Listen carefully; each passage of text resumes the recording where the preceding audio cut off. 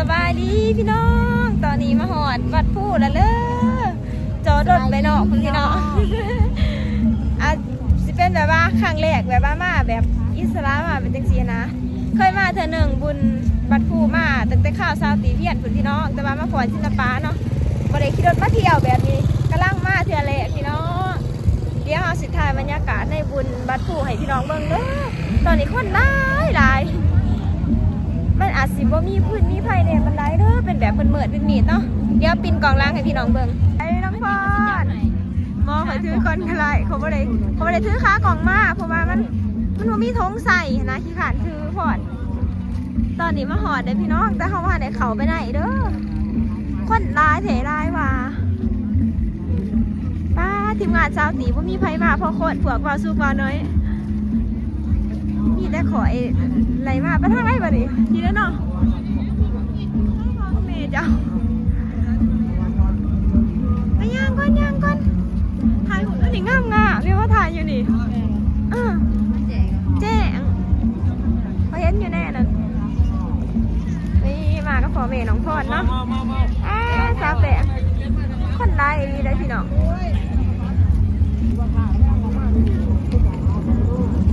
เดี๋ยวเราสิพาไปเบิ่งมันจะมีน้ำเหลืองน้ำบงพี่น้องงานบุญใหญ่เนาะภาษาจีนบัดผู้วัดที่เก่าแก่นะพี่น้องคนมาได้ดีท่าอยู่ในกระแจงเซยนะคะมาคำแต่ว่าเฮาหันมาตะเวนผุนเอาไปเบกินข้าวเยือนพี่น้องเพื่อนพี่น้องของน้องพรก็ได้แบบออกมาคำแทนรถกระตีดอีกกระชุดีคำมาหอดว่าพ่อก็จะมาถ่ายหูบอยู่นี่งานนั่นนี่พอดห่านบ้านที่ถ่ายหูบค่ะถ่ายมาเบิ่งบรรยากาศในงานบุญบัดผู้คนกะหลายพี่น้องยกคนหลายดีอะเหรอไงก็ไงจริงยกโบยกซองนี่โอ้ยมาใส่ท่านี้ก็จะคล้ายนั้นเป็นฝั่งขาวลามบอหรือว่าเขานมเขาสิไปเบิ่งน้ำลืออังหรือว่าน้ำบอกนอนของพ่อตาคล้ายมอนต้องไฟต้องการนอนอยู่นี่บ้าพี่น้องฝั่งขาวลามเป็นตาแสบพอดีฝั่งวัดใหญ่เนาะเดี๋ยวขนมของเข็มท้องคล้ายลายดีอะเหรอจักคนมาสื่อจักคนมาเด็ดมันสิมีน้องเนาะทางนั้นกันกระเมนกันแต่ว่าเขาจะว่าไปโจทย์ลายแล้วฝั่งนั้นเนาะก็สิยางอยู่เส้นกลางในลายที่น้องเลยครั้งแรกเนาะเลยว่ายางงานบุญปัทุมาตั้งแต่ข้าวเหียนมาพออันคนร้ายแห่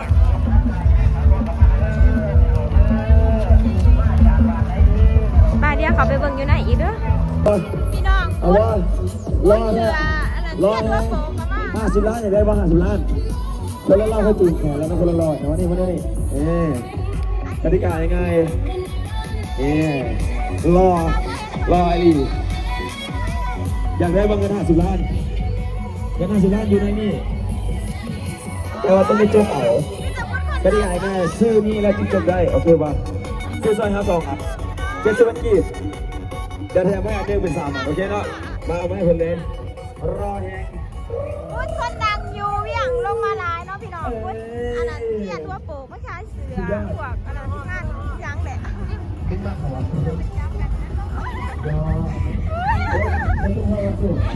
สานเลยไปโอ้ยธรรมดาวะทั้งหมดดูวะมาเดี๋ยวยางรอบางอีกเนาะในงานพี่น้องก็จะพามายางเด่นอยู่ในอันนี้เนาะทางขึ้นบัดผู้คนขายอันนี้คือทางเขาเด้อพี่น้องทางเขาไปถ่ายหูก็ได้ไปยังเขาพาไปกับไปน้ำเขาเนาะก่อนโอ้มันเป็นทางยางไปขึ้นไปเบื้องหน้าบัดผู้ตีป่าเดี๋ยวเขาสิยางไปเบื้องกันพี่น้องเขาจะมาถ่ายหูอยู่นี่ว่าแล้วถ่ายหูถามได้ดีหน่อยไปพี่น้องเดี๋ยวเขาพามาเบิ่งข้างในโอ้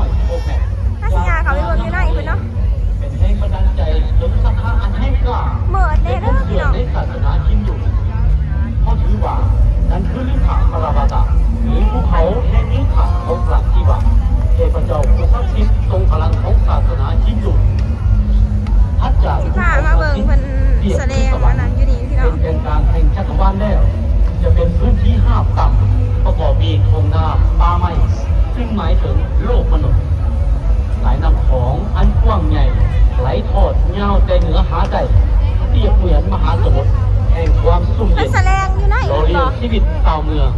ธร เอ้าร มศาสต เพิ่ ร์ นขึ้นหู และพืช บัด พันธุ์ พู นา ด นาช แต่ นิด ว่า ให้มีความ อันนั้นน้องๆเป็นแฟนอยู่เถอะ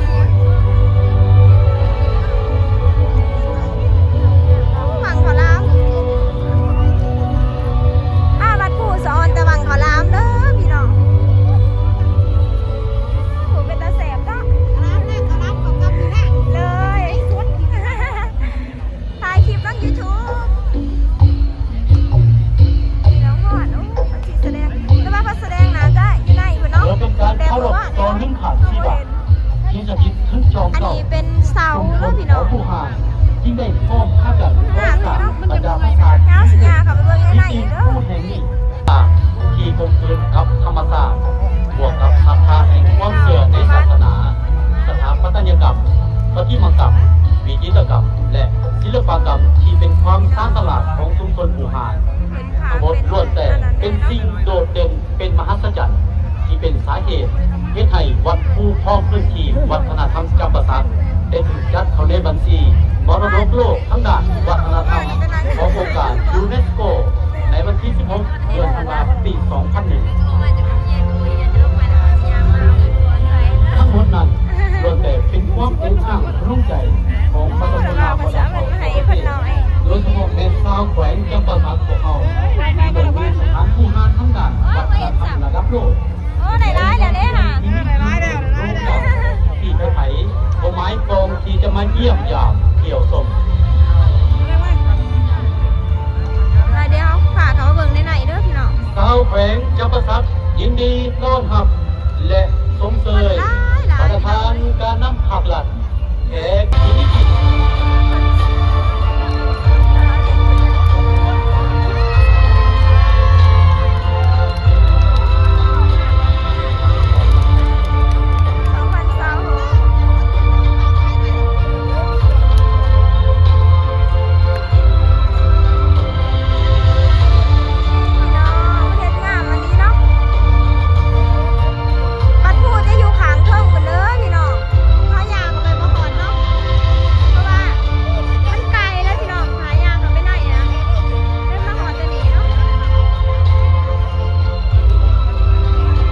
เราภาษาฝากเข้าง่ายๆ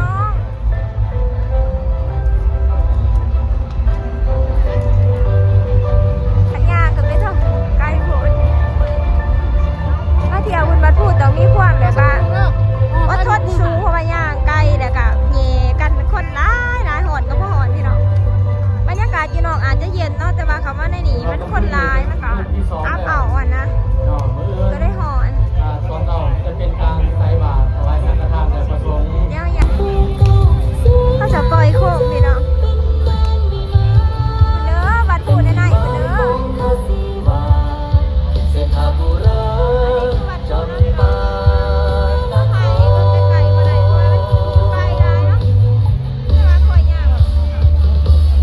เอาพอไหมพอพักในไหมอยู่ใส่เด้มาเอาลูกตัวเองไงเด้อ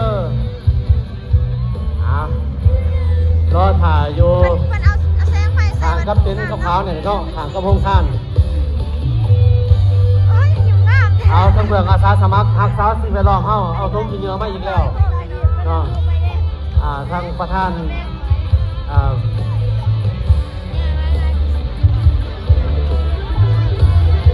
ท่านประธานอยู่ใส่เด้อเด้ไม่มีแล้วมาท่านประธานสมบูรณ์ ตอนนี้ขอพาขึ้นมาเบิ่งอยู่ขางเทิงเลยเด้อ อันนี้วัดภูเนาะงามแพงเนาะเป็นใส่ให้แสงสีพี่น้องสองขาเด้อเดี๋ยวขาเบิ่งขาเลยนะคนมาได้เนาะมาจะปล่อยโคกบ่ได้แบบอย่างขนาดเป็นทางลูกไอ้ย่างเลยควันอยู่ข้างเบิ่งนะควันอยู่นี่แดงที่ไหน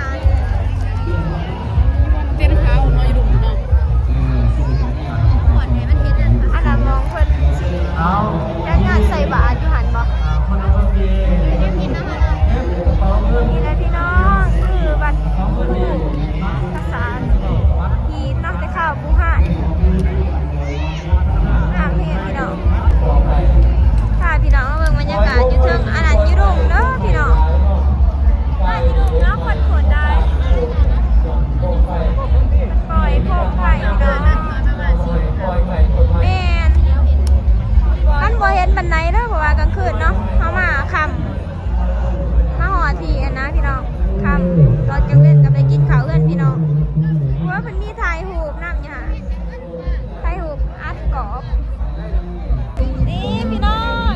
ดผู้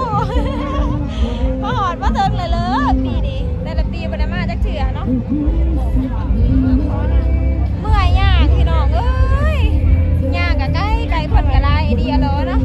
ผู้ดีมาพักผ่อนอยู่อันนี้30 พันสิพาเบิ่งเจนอมเนาะคนดังเนาะ อันนี้เป็นขนมเยลลี่เด้อ30 พัน30 พัน30 พันเฮ้ยเดี๋ยว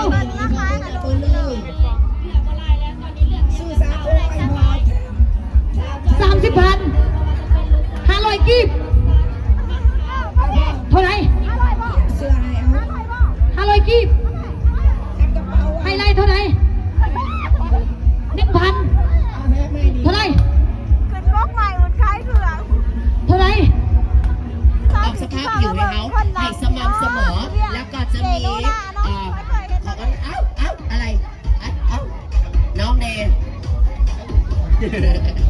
โอเค ตอนนี้ยัง8 ถุงสุดท้าย8 ถุงสุดท้ายเนาะมาเอาได้เลยตอนนี้3 ก้อน50 พันกีบ8 ถุงสุดท้าย มาซ้ำซอยแดงอ่ะพี่น้องเป้าไปเบอร์สุขคนอายคนรอสมารอแท้หายบางแมนสเปกน้องเลยอายสีกันบ่สีกันบ่อาย บอกผ้าใบสบายดีผู้บ่าวมาได้เลยแบรนด์ชิบุญนางเจียวของพวกเราได้เลยเนาะตอนนี้ก็คือขายมา3 มื้อแล้วเครื่องบนสต็อกเนาะขอให้หลายๆตอนนี้เขายังสบู่แจ๋วสบู่อาบน้ำแอนตี้แบคทีเรียค่ะเสื้อโรคเสื้อลาน วันนี้สิมาซื้อบังกะลาทำไงเนี่ยเอ้า